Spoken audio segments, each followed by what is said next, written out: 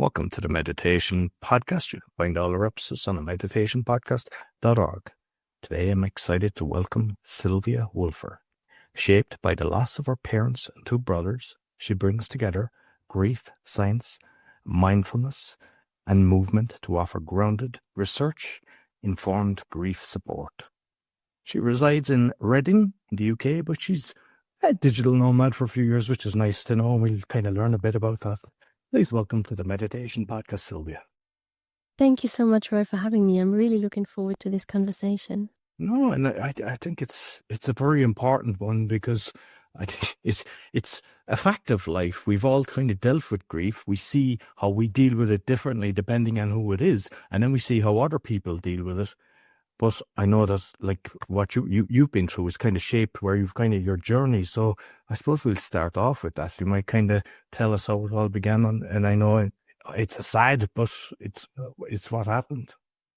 Yeah. I'm happy to share my story because, I realized over the past few years that it actually resonates and that people are really in demand for raw, authentic stories about grief because, like you say, we all experience grief at some point, but we're still a bit illiterate as a Western society when it comes to grief. So I think it's important to normalize the conversation.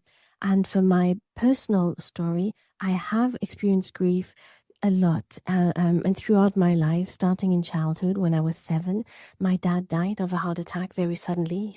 We woke up in the morning, he was gone. And then 10 years later, my younger brother died in a road accident. Also suddenly, he died on the spot. So again, we woke up, he was gone. And that was very difficult to carry because back then there was not much support. And also, as we all know, when, teenagers are very sensitive, highly emotional, and everything is experienced very heightened. So it was difficult to manage that grief on my own. And fast forwards a few decades, just before lockdown, my older brother also died in a car crash very suddenly. We woke up one morning, he was gone. And that was very traumatic. That was really traumatic because it really felt like this can't be. There is a problem in the scenario. This is the wrong movie. It can't hit the same family again. And then a few years later, more recently, my mum passed. So we were a family of 6, the parents and 4 siblings, and it's my younger brother and me left now. It's the 2 of us left. So obviously, grief has been like a thread throughout my life, and I've done therapy for that. And one day my therapist said to me, listen, this is not my place to say that, but you've experienced grief more than average. And nevertheless, you're very hopeful, you're loving, you love life, you love people. I think you have a clear mission. You need to share it. You need to share your experience and help other people through grief. And my first reaction was very, absolutely not. No, thank you. Like, what are you talking about? I have enough grief in my life. I'm shying away from anything related to grief. There's no way I'm going to take on other people's grief stories as well. I just can't. I have enough. And I walked home that day. And like we mentioned before the podcast, walking is really, really helpful in many situations. And by the end of the walk, about 20 minutes, I thought, she's right. She's right. That's my mission. And then from that moment, it shifted from my grief, which is not a bad thing. It's really important to acknowledge our grief, but it shifted towards other people's grief and how can I help them? How can I make my experience useful and helpful to get people through this very difficult situation that none of us will escape. We'll all experience it at some point in some kind of shape or form. And I'm just wondering, because sometimes when somebody passes, it's when you reflect, it's like there was some strange things. Like my father passed, it's nearly 3 years now. And he went, I have one brother, he lives in Holland. He went on a holiday with my mum there, had a fantastic time, came to Poland to me, had a fantastic time. Then they went to, I think it was Portugal, that they went with my mum, had a fantastic time. He was singing, she was recording him singing, there was even people enjoying it, recording them having such a laugh, my mum, and sent it to him. And they came back, they were going to get a Chinese, and he just dropped dead in her arms. And oh my goodness. But it was even though it was shocked, it was like he was saying goodbye to all of us when you kind of reflect back. Yes. And sometimes you see things like that. I'm just curious, was there anything, because it's very hard at the time, but later when you can reflect, you kind of go, Yeah. strange. Yeah, well, guess what, Roy? This is actually the first time I'm being asked that question. And I find it interesting because I think you're right. It's a shared experience. And I would say, yes, well, I've had the same experience. So my dad's brother has lived in the US for all his life, and they were very close. They would talk on the phone regularly, but they hadn't seen each other in a long time. And just 2 weeks before my dad died, he had been visiting his brother in the US, and they spent, they had the best time together. And then when my younger brother died, we were teenagers, and he died in August. And in France, summer holidays are very long. And so we had just had the best summer. Like playing music, having fun, enjoying the sun and our friends, and yeah. And then when my older brother died, actually my granddad died a few months before that, and we all adored our granddad. He was iconic in the family. And so all the family gathered for his funeral. And my older brother kept saying, "This is the last time we're all together. It's the last time we're all together." And he was taking pictures and asking everyone to, get together to take family pictures. And we were all laughing at him, like, "What's going on with you?" But he was right. He died a few months later, and he was living in Germany. So he came to France for the funeral, and that's when all of us saw him for the last time. So you're right. In hindsight, it feels like there could have been signs, or maybe they felt it somehow. Yeah, we will never know, but we're certainly allowed to believe that. Yes, I agree. And because I've heard of cases like that as well, there was a friend of mine, his parents, who wouldn't have went on much holidays, but they went to Spain, and her husband died in the bed next to her. And you hear of cases like that. So your brother was in Germany. Like, that's an additional trauma, because whether you have to go retrieve the body or decide to cremate him, but there's just so much extra on top of that. And like, how did you navigate that one? Because obviously, if he was in Germany and you weren't there. Yes, that was in terms of a geographical like situation for the whole family. It was very tricky. My mom, who was still alive back then, she was living in Bolivia in the jungle. I was in England, in Reading. My younger brother, who's still alive, was in France, the only one still in France. And then my older brother was in Germany. So we were all in different countries. And when my brother died, it was shortly before lockdown happened, which means that then we were all locked away, far away from each other, completely isolated on our own. And it's only afterwards that I realized how hard this had been, because I had literally no one to give me a hug, no shoulder to cry on, no one to talk about him. And that was difficult, to be like in different countries at that period. Yeah. I remember my mom, she did something really beautiful. She started painting flowers on her house. That was her activity during lockdown. I think as a response, to that despair, as a mom who had lost her second son, she was painting flowers on her house. Yeah, I mean, I think we had 2 to 4 years, depending on what country, and it was all orchestrated. And it's horrible, because I've even had a friend, and his mother was in hospital, and I'm like a mummy's boy. My mom is still alive, and she stayed when I had the injury. So I was telling you that just for those that might know, I sprained my back in 3 places. So my mother extended the stay for Christmas, and I'd be talking to her all the time. And I'm after missing my point, when I was saying that, but like, I'm basically, I'd ring my mother every day. But I might come back to the point, sorry about this, but one of the things that I've noticed is in Ireland, when somebody passes, there's usually the removal. People go to the funeral home, they see the body, maybe the next day they're going to the church, to the grave. I've seen in the UK, it can be 2 to 3 weeks. I don't know what it's like, France and Germany. I like the way it's done in Ireland. I think the Muslim, they do it within a day, as far as I know. They clean the body. Every society does it differently. And like, for me, it must be harder when it takes 2 weeks or something like that, because it's a lot longer for closure. And it just, Yeah. Yeah, that's an interesting insight. Yeah. I mean, for my older brother, it was 3 weeks because many people wanted to come also from abroad. And it feels very long on one hand, but then it also feels like there's something to hold on to. It's like it's not quite over yet.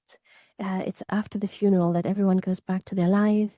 Everyone, which is completely normal. Like the world doesn't stop for everyone. The world stops for those who were super close to the person who passed. And after the funeral, that's when it gets very lonely. So sometimes when there is a bit of a gap between the death and the funeral, it gives you something to hold on to as well. But I think, at the end of the day, it's just really hard.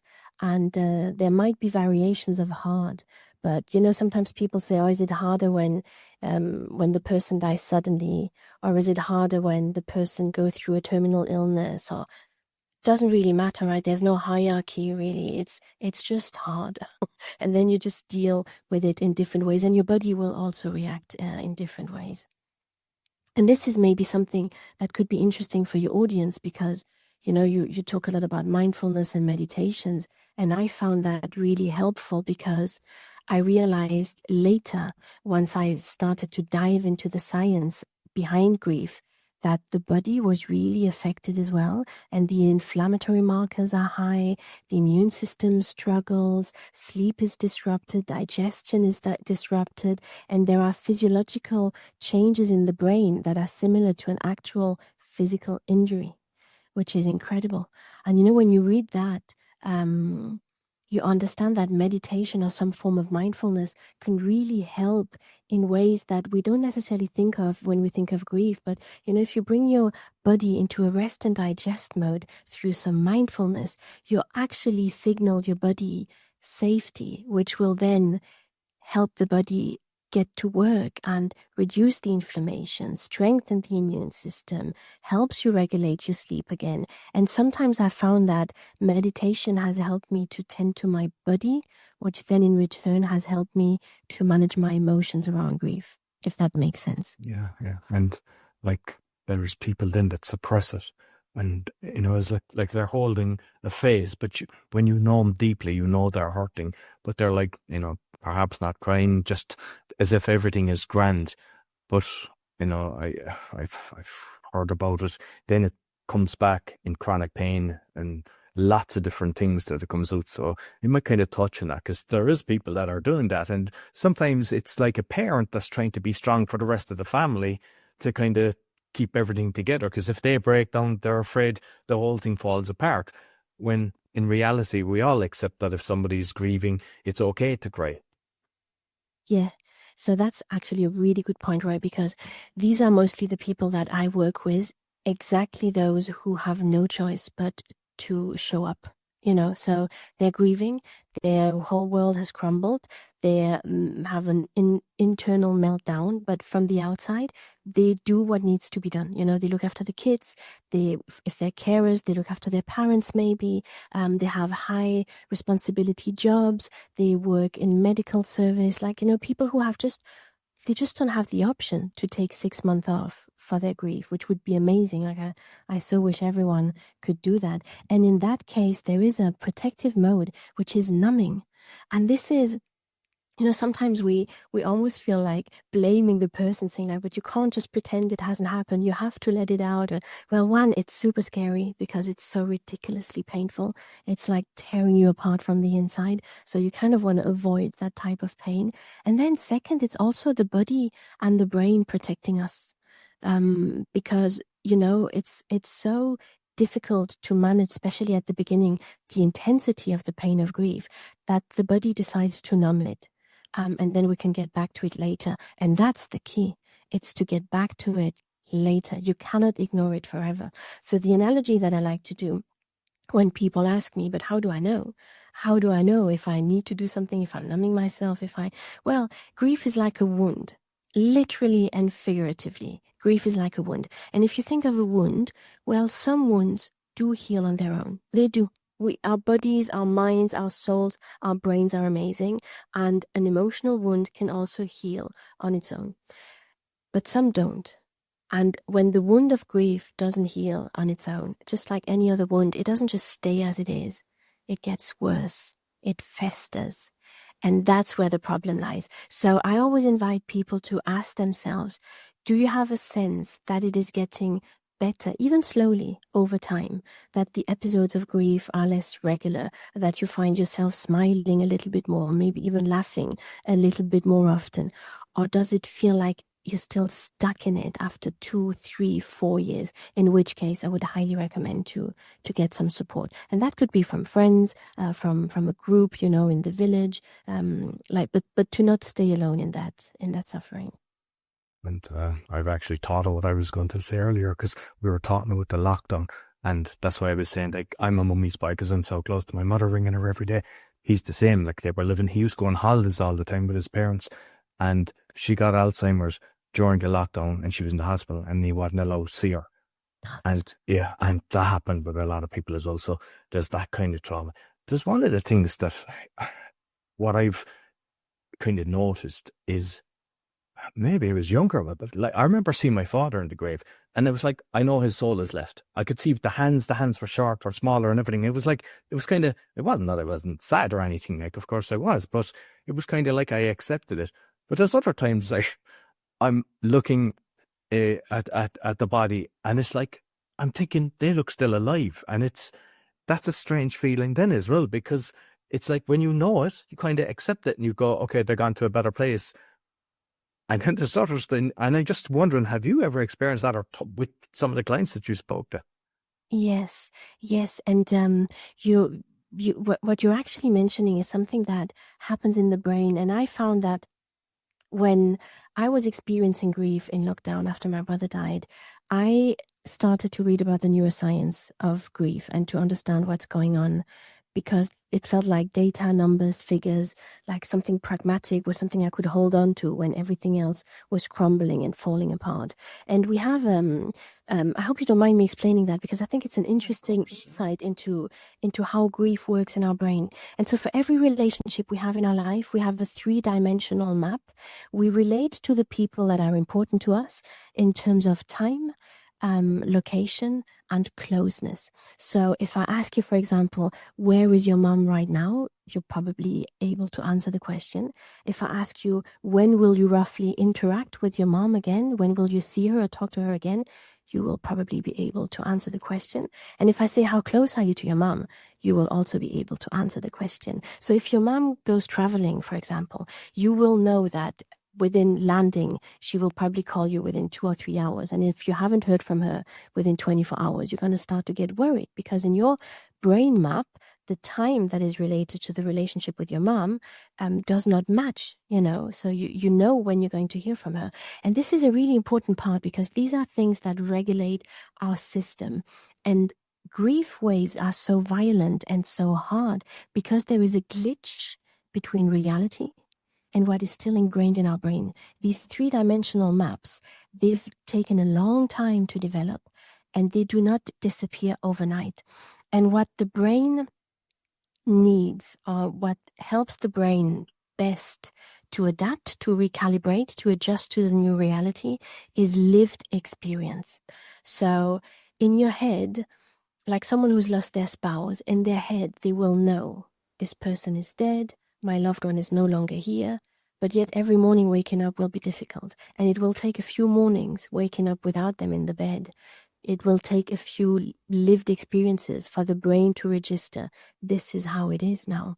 And so to come back to your question, it's very similar, because like you say, sometimes you can really register, you can see with your eyes that person is dead, that person looks dead, but sometimes they don't look dead. So when they don't, the brain doesn't get that lived experience, and can just still keep thinking, well, they look like they sleep, like there's nothing wrong with what I see here. So I hope that makes sense. Yes, I hope that answers your question. Yeah, and you kind of touched on the time of people, kind of even with working. When my grandmother passed, it's probably nearly 10 years now, but I was extremely close to her as well. Like, when I was going to school, I used to go for lunch every day, and even when I moved to Poland, I'd ring her every week. And and she got cancer, so she got a few months. But I was able to go back for a month, spend time with her, hold her hand in bed, and just. Oh. And I remember she used like Turkish delights, and that's a special kind of chocolate. You probably know it from the UK. Yes. Yeah. And we cut it into a tiny little box, and it was like she was eating the best steak of her life.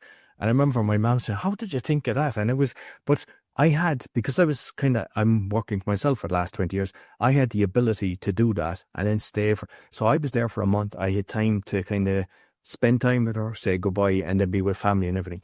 But depending on the countries, some people, they don't even get a day, or they get a day, especially if it's a parent or a brother or sister. And then they're coming back to work and they're numb, and sometimes they're getting fired because they're not performing. And it's like, we should have real compassion for that. There should be at least a month when you take, like for a parent or a brother, and that's not even little, because sometimes it takes 3 to 6 months. I mean, it varies with how you react to, sometimes it's like you just accept it. There's other times you'll be thinking of the person, you always think of someone this close, but at the start. And Yes. because you're kind of familiar with UK, France, Germany, like what do you know what the rules are? Is there any country that kind of got it right? Yeah, well, not that I know of. Not that I know of. And that is a problem. And if it is a problem from a human perspective, emotionally, because it's just torturous having to go back to work after, in the UK, it's anything between 3 and 14 days that, the company might give you. But you know how much it costs the UK economy every year? Grief that is not attended at the workplace. It's estimated to cost £23 billion per year, which is ridiculous. So, I mean, I think, like you say, companies and the corporate world should really think about it also for their own benefit. It's not just, it's like smart management to help people go through grief. And like I mentioned earlier, it affects your immune system and your inflammatory markers, and you really have brain fog. You really cannot focus like you used to do before. It's impossible. And we are in a society, in our Western society, where really, like you said, grief is rushed, and we're expecting people to get back to normal quite quickly. And it's almost as if going back to being productive requires an effort. It's almost like you can think your way to that. But guess what? If someone has a broken arm, would anyone even think about telling them, can you please hurry up the healing process? Can you please think your way towards mending your broken arm faster? Can you make an broken back? I think they're all I'll make it work. Right? I mean, that sounds ridiculous. Like, no one would ever say that. If you have the flu, like, no one would say, come on, 2 days, 48 hours, get on with it. And it's the same for grief. It's not a lack of willpower. It's not that people aren't engaged anymore. It's that they literally cannot, from a physiological perspective. Their body is exhausted. When we lose a loved one, the people we love are part of our co-regulation system. So we need them like we need food and water. And when they disappear, the body is in the threat response.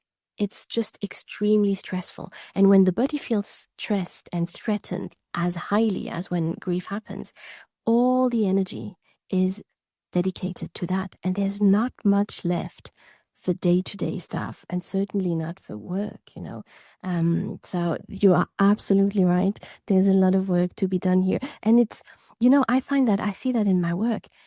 If you help people manage grief, go through grief, the skills you learn to manage these highly difficult and painful emotions, they are skills that you keep for life and that you can apply to anything, because life is not a fairy tale. There will always be challenges, and it's about learning how to stay within a window of tolerance where we can manage these challenges. We cannot make them disappear. They will always be there, but we can learn to handle them and to stay in a space where we do not burn ourselves out, And there's that term window of tolerance is really interesting. It was coined in the 90s, I think. And basically, within that window of tolerance, we can manage the different ups and downs of life. But if we go above, we become irritable, restless, angry. And if we go below, we become lethargic, sad, unmotivated. We can all relate to that, right? So the skills you learn to manage grief are these, to remain within your window of tolerance and to gauge your window of tolerance in any given moment. And that is applicable to anything in life. So if corporates would, understand that and make an effort to help people in the workplace, it would make such a huge difference on so many levels. Absolutely. I'm not sure if you kind of touch on this one, but, like when you're at the church or the funeral home, people giving their condolences, it's typical in Ireland that people just shake your hand and sorry for your loss and they just move on. And what I found actually with my father, there was friends of his that came along. I started telling me stories about him that I never even heard of. And that was a beautiful thing. But like you mentioned, your brother and that you weren't there. Like even if somebody calling you to just give you a hug or something like that. And some people are afraid to interact because they don't know what to do. And like when my dad had died, and my brother came from Ireland, I came, from Poland. And one person across the street that I knew when I was younger, so similar age, she just came over with a bag. And she goes, look, I know you're going through grief. I don't want to come in. She handed, there was bread, there was milk, there was cakes. It's just Amazing. a lovely touch. And it's like, I think things like that, people don't think of it, but that can really help. Yeah. Because you're not thinking of going shopping and stuff like that. Your head isn't there. Yeah. And the thing is, like somebody recently that I met through a podcast and we just kind of stayed in contact, but not that close. But I saw he wrote, because I was on his newsletter and something similar, his father had died and his father had been with him. And I just kind of wrote a nice message and he left a voice message back saying how it touched him. And whereas a lot of times people, they're just afraid. They don't know what to say. They don't know what to do. Like, do you cover that? Or how do you navigate? Because most people are afraid they're like paralyzed. Yes, they are paralyzed. And I'm glad you bring it up this way because I find that sometimes it hurts my heart because there's a lot of blame sometimes. They're like, oh, people say this and that and it's wrong or they don't say anything. But I truly believe that really people want to help. But like you say, they're afraid. They're just afraid that if they bring up the name or if they say something wrong, it might make it worse and the person might collapse and cry. And again, in our Western societies, we're very uncomfortable with other people's sadness. We don't really know how to handle it. So I think, having conversations like these on a podcast, it's fantastic because we open up the conversation. So that there's also a little bit of responsibility for each of us to be a bit more open about grief, to normalize the conversations about grief. But something, so, there are some things you absolutely want to avoid. It's like trying to comfort people with positivity, with something like, oh, well, at least they're in a better place now, or at least they had a good life, or something like that. Or, like this is really, really painful, really painful. But on the other hand, things that do not even require words, like preparing meals and leave them at the front door, taking over the grocery shopping for a week, taking care of the dog, walking the dog, going with the person who's grieving to a medical appointment, getting their medication for them, helping in the house. These are things that can really be helpful because what many people will say is, oh, if you need anything, just tell me. But someone who's grieving, they have no idea what they need. They don't know. They do not know what they need. And sometimes they just need someone to make them a cup of tea or to prepare a meal because they're not going to think of eating. One thing I would say, though, is that whatever is in the house, or be very mindful not to touch or move or clean anything without having double checked that it's okay. I remember a friend of my sister-in-law, she was helping, and she thought she'd do well cleaning the kitchen, and she threw away the water and cleaned the glass that my brother had used before his accident. And my sister-in-law was just devastated, and she didn't dare to say anything. She was like, I know she meant well, but she was horrified that this glass wasn't in the kitchen anymore. So just be mindful to not, do the laundry or do, cut any plants in the garden, stuff like that. But yeah, I would say something simple and that can be helpful, I found, is to offer a plant, because, when someone dies, death is very heavy in the house. So to have something that lives, as simple as a plant, can be quite therapeutic, tending to something that is actually alive and not just a bouquet of flower that will also die. And that can be quite daunting to throw away. Yeah. And like, there's also the preparation as well, because when I think I was like 26, 28, I think I was 26, I bought my first house, and I had a will at 28, and I was kind of, well, who's going, with my mum, we've had conversations. I mean, I'd love she'd be immortal, we all would, but reality is, we know exactly her wishes, and a lot of people, they don't have that conversation, and they're going through the grief, and then they're trying to resolve things they don't know nothing.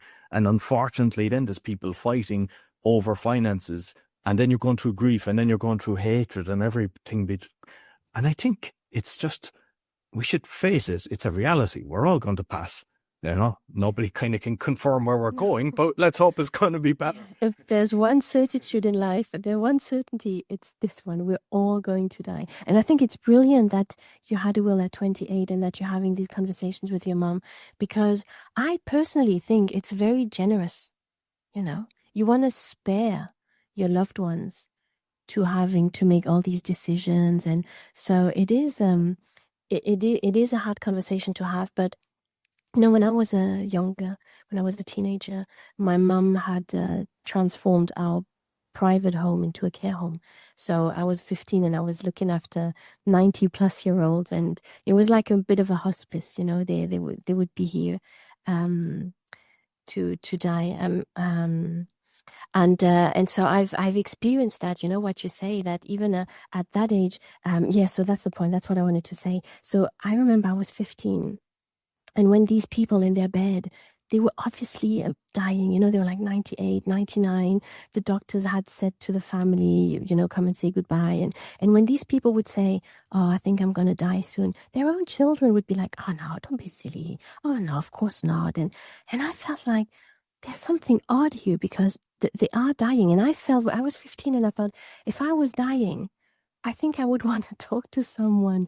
I would want to share that, because I'd probably be freaking out, or I'd probably be, I don't know, enlightened or whatever, but it would probably be important enough to me to be willing to talk about it. So I started talking to these people and say, how do you feel about it? How do you, and this is also very important, I think. And I'm so grateful I wasn't scared of this, I wasn't too intimidated to talk to them. And they would say, I'm afraid of suffering, or I'm looking forward to seeing my mom or my husband again.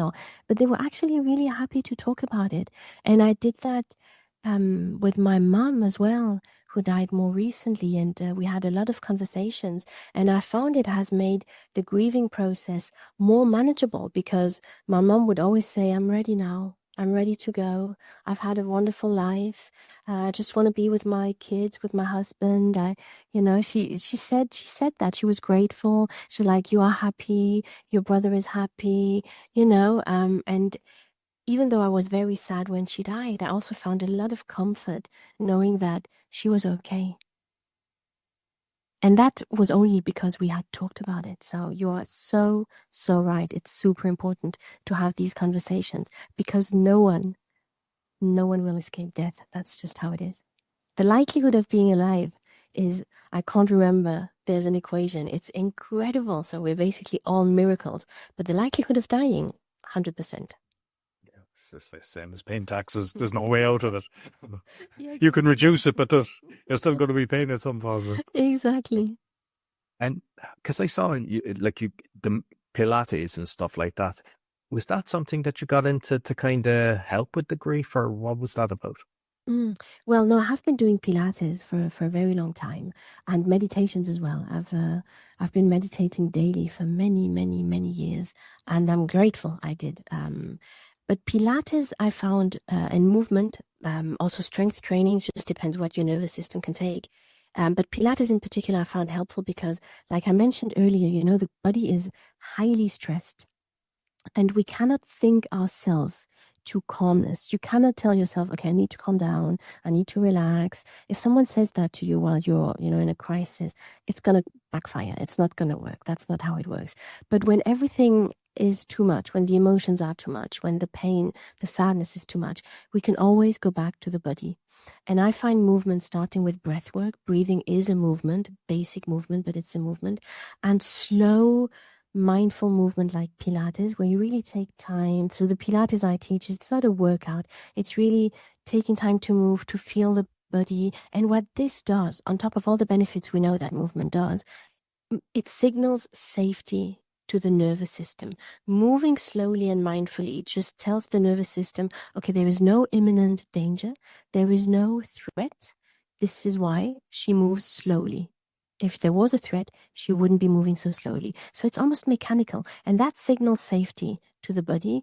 And then, the mind can follow and relax. So when I was really at my lowest, and I couldn't find a way out. Like even meditation was difficult. I would cry all the time. And I decided to tend to my body in a very simple way with very simple things, but that I would do every single day and just tick the boxes.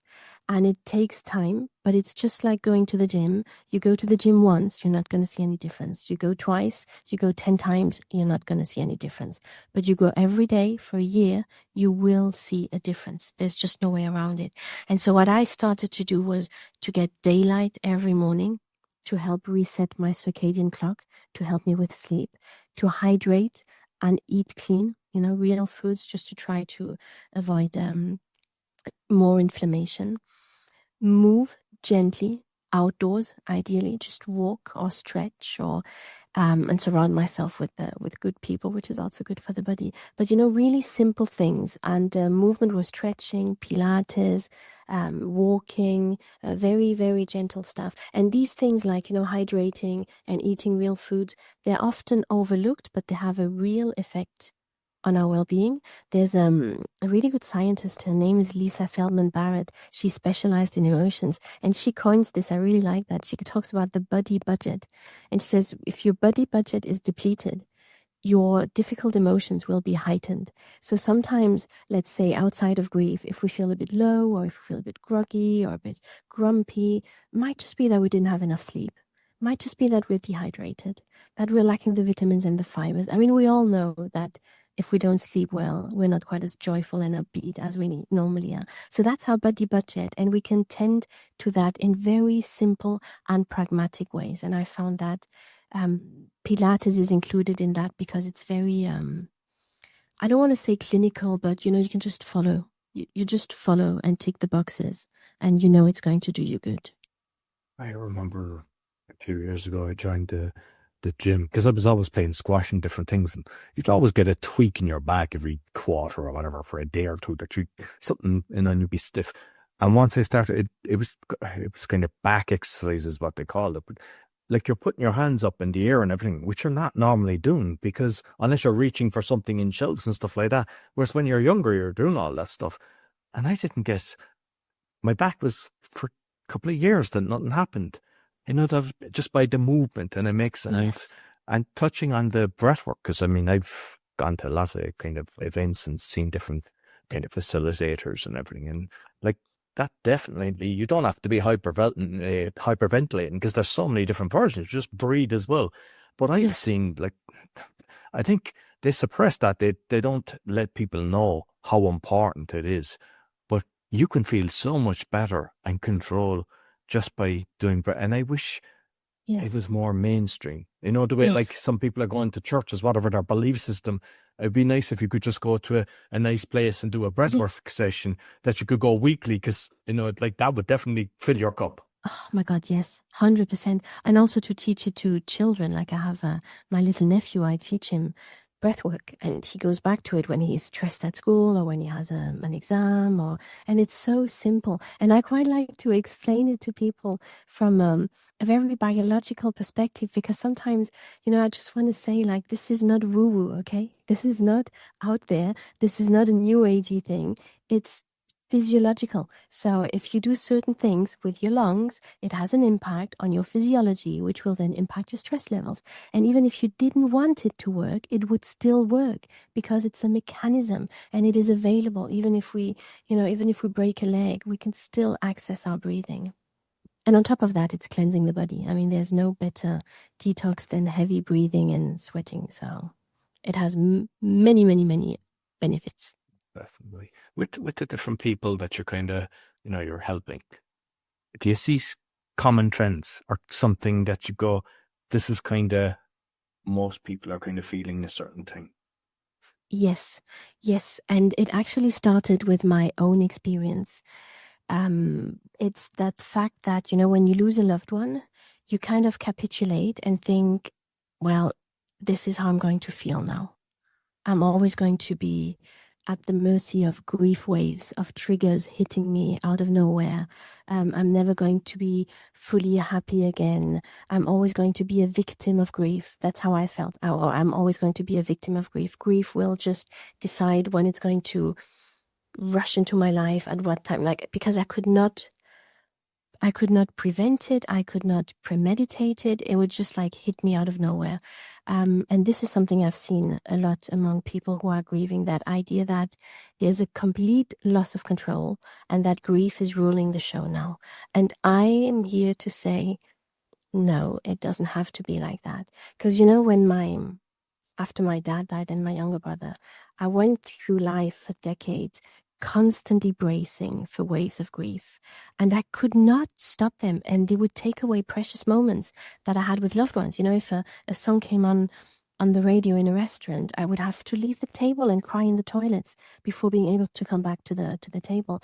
And when my older brother died, I got so angry because I thought, oh my God, that unattended grief stole time away. I could have spent more mindfully with my brother. I was still so much grieving and so much a victim of, the having lost my younger brother, that I missed out on time with my older brother. And that I was like, that's over now. I'm not going to let that happen. I'm going to reclaim agency. I'm going to reclaim control, and I'm going to be the boss again in my life. So grief is still there, but now it's in my own terms. And that is something that I see, that notion of there's nothing I can do. That's just how it's going to be now. Well, I'm here to say no. This can change. We can reclaim agency in very pragmatic ways. And with yourself and perhaps some of your clients as well, I remember when my grandmother passed, my mom was telling me, my mom was in the house. We had returned home at this stage, and a painting that it wasn't a painting, it was a picture. I got a kind of religious picture because she was religious, and it just fell off the wall. It was there for over 10 years, just fell off the wall. There was a musical thing just started playing. And there was a few other things that happened as well. And at another funeral that I was at here, there was a guy I was doing business with, and his girlfriend, she was young. She got some blood disease. She was 21 or something like that. And I was at the funeral, but it was in the winter. And I saw a butterfly fly over the thing. And I thought, that's a sign. But I said nothing to no one. And a couple of months later, I was talking to him and I just said it. And he said, I thought I dreamt that. He saw it himself, but he thought that can't be right. The butterflies aren't out at that thing. Yeah. Exactly. And it was, and you hear, and just do you have people talking about that? Did you experience? I think it's a way of saying it's okay. It's them telling us it's okay. Yes, exactly. And there's a book that came out recently by a neuroscientist called Dr. Tara Swart. And I think it's called Signs. And she wrote that book after her husband had passed, and it's her experience of grief as well, where she explains these signs, and people certainly do have experiences. I mean, when you open up, when you start conversations, it's almost like everyone has a story like that to tell. The robin in the garden, the white feathers, and things that just cannot be random, cannot be coincidence, so there's always going to be the skeptical saying, oh yeah, but no, just be, pragmatic, realistic. But at the end of the day, we don't know. Maybe there truly are signs, and they are here to tell us it's fine. I'm okay where I am. I'm watching over you. Yeah, I do believe that as well. So you've got courses then, because I was just looking at so you might let the listeners know what kind of courses, what you're offering. Yeah, thank you for asking, Roy. So I've realized in with grief that it's such a delicate topic and emotions are very heightened. And sometimes it's easier for people not having to talk to anyone or not having to, face anyone with their with these emotions. So I created these digital courses that people can do at home in their own time. And they are basically the information that has helped me a lot. So one of them, for example, is about what's happening in the brain, and I called it No, You're Not Crazy. Because when you lose someone, sometimes you feel like you're losing it yourself.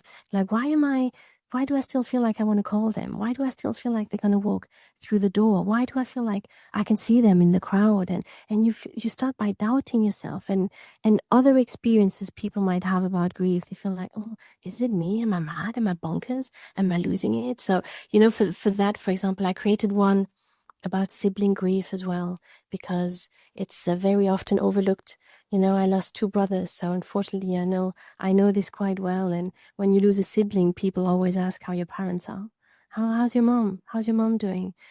So I created online courses, digital resources for people to just do in their own time. And then I also offer online Pilates and one-to-ones and meditations as well, because I found that really, really helpful. So on my website, you'll find a lot of free resources. I write a lot. I love writing. So I have articles, blogs, like the meditations. These are all free. And then the courses and the one-to-ones. And I know we've spoke prior to recording, and you're going to give me some meditations which will go out after this episode. So we're going to have in French, German, and English, so that I'm covering. Because I actually have followers in over 100 countries. So some people they speak English as well, but might be living in Germany, and I just think it's lovely. So I'll put the initial of the country or the name of the country before the meditation, so people will be able to know. But I appreciate you giving me them. Oh, yeah, yeah, my pleasure. I love, I'll tell you quickly how I started doing them, because that was completely unexpected. So I've always done meditations at the end of my Pilates classes, and then lockdown happened, and I started teaching Pilates online, but I didn't do the meditation. And people were asking, they're like, where are the meditations? We really miss them. And so I started doing meditations every night on Zoom for free during lockdown. And surprisingly, many people joined, because people would give the link to their family, their friends, and so I thought, oh well, I might as well record them and put them on Spotify. And it's been growing very organically ever since. So it just shows, I mean, you would know better than anyone, but the demand, like people are craving, tools to just find back to themselves and understand themselves and the world around them a little better. And because sometimes people say, oh, I can't meditate, I don't have time. And that's why I've even meditations from 1 minute, and some go up to 2 hours. Oh, that's amazing. And I think people can resonate with something. And everybody, I was listening to yours, and I just love your voice, and it's just soothing and everything. And sometimes that kind of, because people then can connect with that, and they're just the words and just the title as well, what it's connected with. And if I feel like that things like that land on someone's lap, because we find things that we're not searching for, just appear somewhere, and it's just at the right time. You're going, wow, it's great. And I think the same happens with meditations, that somebody finds it when they need it. And that's what I love. Yeah. Yeah. Oh my God. I love that, Roy, because that was exactly what I thought when I created my Spotify. I thought, well, whoever needs it, it will find whoever needs it. I believe that too. And I think it's the same with books. The right books will find us at the right time.